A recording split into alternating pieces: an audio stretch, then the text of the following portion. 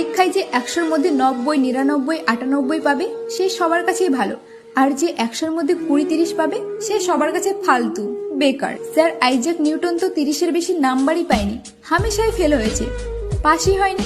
School থেকে তাড়িয়ে দিয়েছিল তাকে, যে এ পড়ার যোগ্যই না।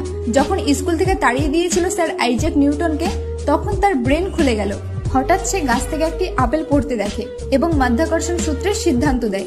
যে স্কুলে ফেল হতো আজ সবাই তার নামে পিএইচডি করে, তার গুণগান করে।